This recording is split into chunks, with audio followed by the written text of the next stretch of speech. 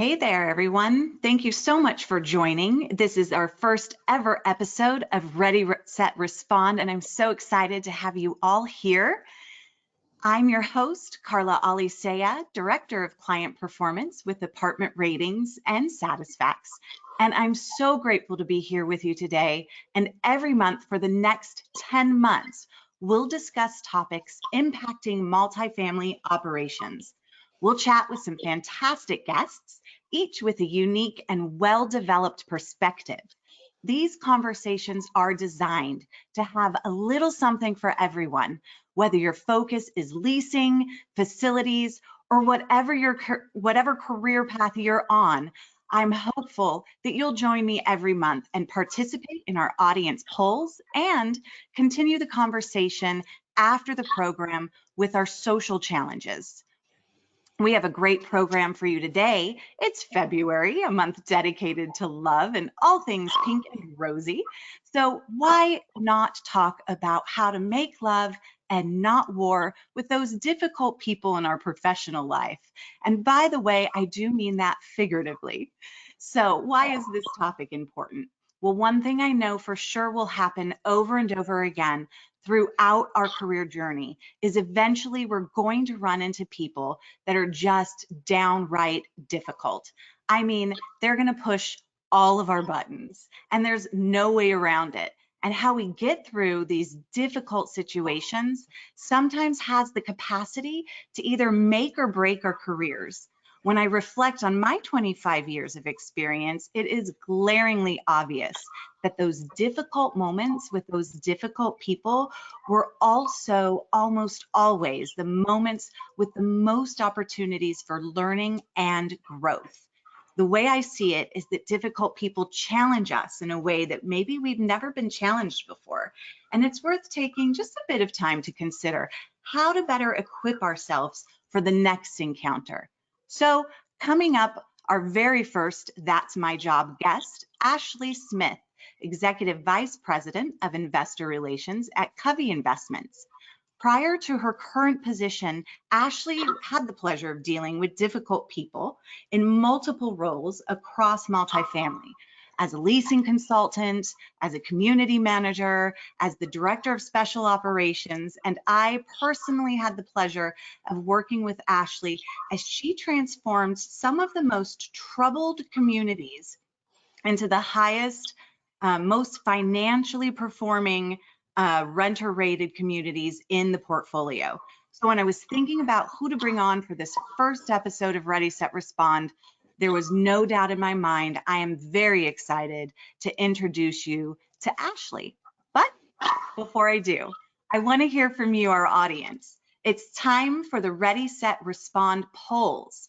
To participate, please head over to slido.com and enter the code 3706894, or you can pull out your phones and scan that QR code on your screen.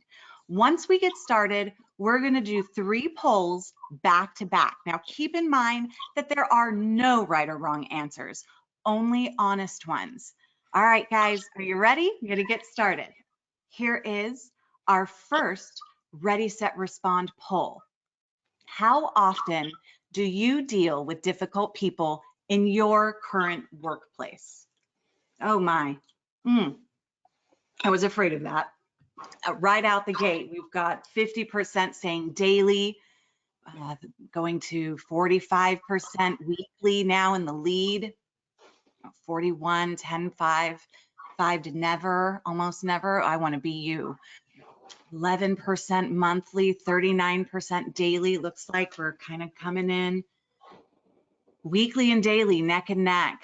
Okay, so definitely some difficult people that we're interacting with, either on a weekly basis, which looks like it's topped out at about 44, and daily at about 40%. That's a lot to deal with every day. So we're going to talk about that. We're going to talk about some strategies for how we can cope. All right, let's move on. Now for our second audience poll.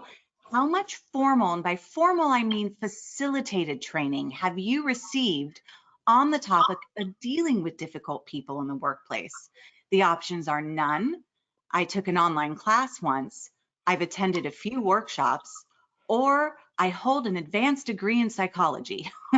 I'm sure there's some of you out there, some psychology majors. I'm sure that has come in handy in the workplace. But so far, it looks like 53% of you have taken a few workshops. That's wonderful. I'm such an advocate for educational opportunities, and anytime there's a resource, whether it be with your apartment association or through your company, to do those soft skill trainings, I think it is so important. Wonderful. Okay. 29% said they took a class one. Only 14% said none. And I want that to be smaller. I hope those who said none can find some resources out there, because it's definitely a topic worth exploring. Okay, let's moving on to our final audience poll. What do you do when you see a known difficult person approaching your workspace? And the options are: hide in the back, get your cell phone out and start recording, take a deep breath and count to 25, or greet them with empathy and a smile. All right, we've got some professionals on here. They've already 55-60% saying greet them with empathy and a smile. I love that 6%. Get the cell phones out and start recording. So we've got some good habits already to build on. So that's wonderful. Awesome. Such a great system, I think, to be able to gather those responses back from you. And I'm really surprised by those results. But I think that this is a good time to introduce our guest, Ashley Smith. Ashley, thank you for joining the conversation. What do you think about these results? Well, I'm trying not to chuckle too hard since my microphone is out of Ashley, I think you might be on mute. Can you hear me now?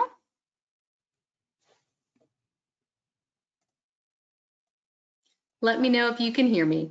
I can. Thank you. You're good. Awesome. It's never a good phone call without having to say, do you hear me now, right? Exactly. I was chuckling over here at the 12% who responded hide in the back of the office, because there's never been a time, or I'm sure we've all experienced that, where we wanted to do a little of that ourselves, right? When we have a known difficult person coming in and we want to hide. But with that said, I appreciate the intro, Carla. I've had the great pleasure of working with some pretty incredible people and incredible teams. But with that opportunity in working on some difficult properties, I've also had the opportunity, or learning opportunity, to work with some difficult people and kind of work toward resolution with some difficult situations. And so in approaching that and kind of thinking of what the lessons learned are, the number one lesson that I learned is approaching every person with respect. That has been the key factor of approaching every person in every situation with respect. And what that looks like is in your phone communication, of making sure that our language that we use is respectful, and making sure that the tones that we use are respectful. And then when we have the opportunity to have those in-person communications with difficult people coming into our office, or with team members when things don't go right, talking about our body language and what our body language is communicating. And so are we arms crossed? Are we being defensive? Or are we sitting forward and making sure that we're attentive? You know, and a small important note on that is, if we're doing in person and we're dealing with a difficult personality or a person, making sure that we take a pause and we invite that person to maybe go to a private space or to a semi-private space, to make sure that we're not distracted and we can really focus in on that person to be able to hear them. And then the last, which is probably one that we probably interact a lot with, is email communication. How often, if we're texting or communicating via email, can we get misinterpreted? And so making sure, I'm a big fan of the sandwich technique. Yeah, and what is that? So if you're not familiar with it, What that looks like as an example is, thank you for bringing this issue to our attention. We want to help find a solution. How can I help you? So asking open-ended questions invites them to respond. It also communicates with respect that I'm here, I'm listening, and that really takes you into the next steps. But we've seen it, I'm sure we've all seen it done right, Carla? We've seen people do it right, but Absolutely. I kind of wanted to share with you what happens when we do it wrong. So it can be comical, but okay, so a story of how I did it wrong. I was a new manager. I was on site at a new takeover, and I had a team of 2 in the office. And so I had been working with my assistant manager for about 4 weeks. Well, we have a full construction project going on. He no calls, no shows for 2 days. And then it's the 3rd day. I'm about to jump on a call with my boss and my boss's boss and all the way up the food chain, right? Mm-hmm. So High stakes conversations. right. And so I'm already nervous. I'm getting on the call with all my new bosses. I'm a month into the job. And he comes in the door, and he comes in as if nothing had happened, as though he didn't just no call, no show for like 2 days, as if I didn't just do a welfare check on him when he didn't show up. And I respond with irritation, frustration. I'm about literally need to call into the call, and I tell him, I'm irritated, I'm frustrated. Where have you been? I'm going to have to write you up. When I get off of this call, you and I are going to have a conversation. None of that met with respect. So I dial in, I get on my phone call. He gets up after just a couple of minutes and he leaves the room. Then I'm looking out the window of my office and I see him run by. He had run to the back of the clubhouse, climbed out the window, and he had gone around, gotten his car, and he had taken off. And Oh no. I was blown.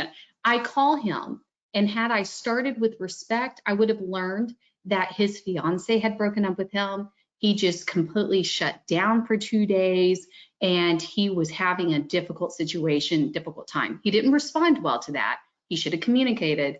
However, if I would have started with respect, if I would have started with the next step of listening, I would have learned that out front. So lesson learned.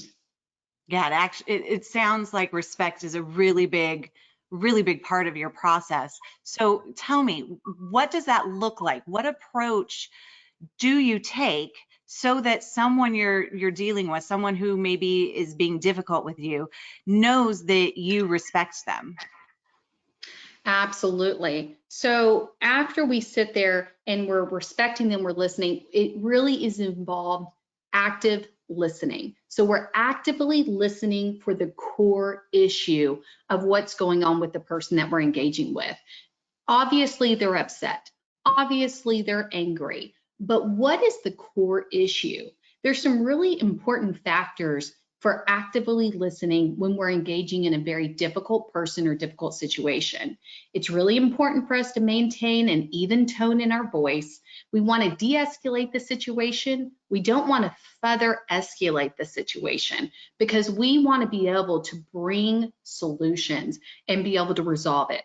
And so some of the tips that I've really learned along the way are to not get defensive. I don't want to get defensive. I don't want to respond immediately to very mild insults or jabs. I want to be able to listen to what the problem is. I want to make sure that they understand and I'm presenting that I'm confident, I'm assertive while I'm listening. I want to make sure that you're empathetic for the person. They may not be expressing themselves in a way that we think is the most respectful way, but we want to be able to hear the core issue and have empathy for the situation that's going on with them. And the last thing, and very important when we're actively listening to identify the core issue, is we repeat back to the person what we've identified as the core issue or their area of frustration so that we make sure definitively that we understand what the problem is. Really important factor in listening is that we repeat it back and we make sure that we understand what it is the problem.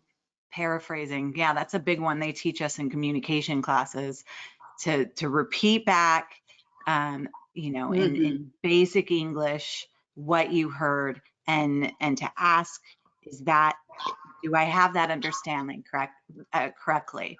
Once you've had this, you've listened with empathy, and you've got a good understanding of the situation, how do you move forward? What's next? My favorite part. And so the next thing we're going to do is once we've approached them with respect, we've listened to the core issue, then we're going to communicate the next steps. So we're going to make sure that we communicate what the action plan is that we've identified to bring a solution, right? And we always, we follow through on our words and the action as we've communicated it to the person. So whether that's one of our team members and we've made a promise, we told them we would do X, Y, Z, or whether it's a resident, we want to make sure that we follow through with what we say. Sometimes things don't go according to plan, right? So on a rare occasion, we're not able to actually do what we said we originally planned on doing. And in that instance, sometimes that happens. We have to make sure that we communicate promptly with the person that we had told them that we're going to bring a solution. But when we communicate them, we can't just go to them and say, hey, I'm not able to do X, Y, Z that I said I was. We've got to make sure that we have a second solution, a second plan in place, and that we let them know that we've already moved forward and we're already trying to fix it, even though we couldn't do it the first way. I already identified a second solution and I'm already getting that engaged. And, an important factor of that is when I was on site, we had summertime, right? Summertime in Texas, because that's where I live. We have HVAC problems. We have ACs going out, and no one's very nice whenever their AC goes out, right? No, they're not. I got a call, right? And I feel the same way. I'm right there with them, right? So I got a call first thing in the morning, and we had a lady who her HVAC was out, her AC was out, and I let her know because I talked to our maintenance team, and they said that they should be able to fix it today. So I call her right up. And I say, hey, we're going to be there today. We're going to get it fixed before you get home from work. And then go to find out as the maintenance team gets further into the repair that it's a part that we needed to order. So I was able to learn that information, call her back, tell her, I'm sorry, we're not able to fix it today, but we've already ordered the part. It's going to be in tomorrow. We will have it fixed tomorrow. We've put a window unit in. And so this is a simple example. But, had I not called that lady back, she would have called back, or she would have been at the office first thing in the morning, really irritated and frustrated. So being able to follow up, follow through, communicate those next steps, and then doing that. Absolutely. So it sounds like you show respect through active listening. You make sure you communicate all the next steps and you follow through. And you have to do this every single time, right? Absolutely. Absolutely. But there's one more step that's really, really important, and that is to follow up. I mean, it is vitally important that we follow up. So we follow through with our solution until the solution is realized, it's executed, it's completed, right? And so there's some really important factors that go into play on that. So understanding what solutions we can offer, and then what solutions are outside of our hand that we need to maybe pass up to a supervisor. If we don't know what solutions we can offer and what needs to be passed forward or up the chain, then we need to ask so that we understand what that looks like. Because if we ignore or if we don't address a really difficult personality or a difficult situation, it's only going to become worse. So we have to make sure that we are, identifying what solutions we can bring, we implement those, we follow up, right? And we want to make sure if we had to send that difficult person, that difficult solution, we had to send that up the chain, when it gets resolved, we personally, since it was originally brought to our attention, we need to be the ones to follow up with those, the person that we engaged with initially, and make sure that the solution is there. Yeah. You know, Ashley, this actually sounds like really good advice for dealing with anyone in a professional Yes. setting, and not just difficult people. But it's funny because after we first chatted, I started thinking about this topic, and I did a little digging to see if there was any research on, how can we identify what it is that actually makes a person difficult to begin with. And to be honest with you, I actually didn't find that much research out there. Most of what's being published is focused on like extreme personality disorders, right? But I don't think being difficult is actually an extreme disorder. In fact, I actually think that it can be a temporary condition that we all suffer from, every once in a while in varying degrees and intensity. Um, which is exactly what Dr. Chelsea Sleep and a team of researchers out of the University of Georgia discovered.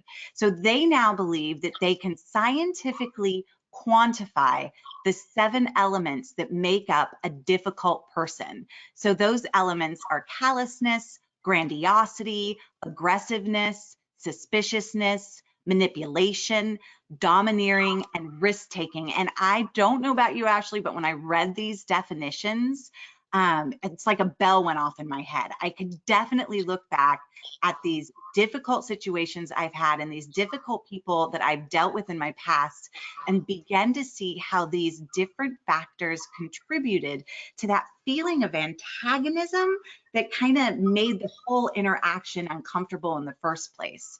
So what are your thoughts about these 7 traits? Absolutely, 100% on what you just said. And just looking over them and the subnotes for each one, every difficult person that I've engaged with throughout my career has either one or more of these traits every time that I had someone to engage with. And so, I mean, this really hits it right on point. Yeah, and you know what I love about this is coming up a little later in the program based off of this research. I'm going to share a link with you all to take an online test where you can find out actually how difficult of a person you are. But that's coming up a little later. Right now, Ashley, thank you so much for joining the conversation with me today. It's now time for you to play the game in which you must try to tell fact from fiction. I'm going to read you a story about a difficult customer, and you need to tell me if the story is true or if it's made up. Are you ready? I'm ready. And audience, go ahead and play along with us on slido.com 370-6894. Okay, here we go. I worked in the electronics department at Walmart, and the worst customer I had was a Saturday of a 3-day Black Friday sale. We had sold out of a popular television Saturday morning, and this customer came in at 2 p.m. demanding we get her one of the televisions. I calmly explained to her that we had gotten as many as the company allowed. We were not given any rain checks, and that it was all printed in the flyer. That's when she went ballistic. She started yelling at me so loudly that my friends in the photo department called our manager. Our customers were stopping and staring as she just got louder and louder and started threatening to have me fired. But when she pulled her fist back and took a step toward me, I had had enough. This lady was going to punch me in the face. I stamped my foot and I shouted, "Madam, contain yourself. Put your hands down and back off." I was just a floor clerk, but I knew I wouldn't get in trouble for lipping off because she was threatening me. And as luck would have it, my manager arrived on the scene the moment I let her have it. Everything went quiet for a long time, and he just stepped up, looked at her and said, "You don't threaten my staff. You need to leave before I call the police." Then he looked at me and said, "Did she hit you?" She looked around and saw everyone staring. Then she realized what a scene she had made. She turned around and just walked away. So, Ashley, what do you think? Is this story fact or fiction? I'm going to definitely have to go with fact. I've been to way too many Black Friday sales and see this happen. So fact, fact, fact. Fact, fact, fact. And the audience definitely agrees with you. And that is absolutely correct. It is, in fact, a true story. The Walmart customer, if we look at this research, was actually Definitely expressing that aggression trait, right? And maybe Mm. even a little bit of dominance and some grandiosity, because if you think about it, I mean, you've got to be pretty grandiose to think you can get someone fired just for them doing their job. So here is that personal assessment test I mentioned earlier. Anytime we go as far as to judge others, it's always a best practice to turn that mirror around and take a close look at ourselves. So our friends over at IDR Labs created this free 35-question test based on Sleep and her colleagues' research, and it aims to score you on the 7 traits that underpin antagonism and give you an idea of how hard it is for others to get along with you. So oftentimes we may find that those around us are simply reacting to our own behavior, and close self-evaluation can lead to discovery and personal growth. It's also important to understand that behaviors change over time and in severity. I like to think of it as like a pulse. So generally speaking, we have a baseline pattern of behavior, but some external factor could trigger and increase our sensitivities, and therefore increase the instincts and the intensity in which we behave.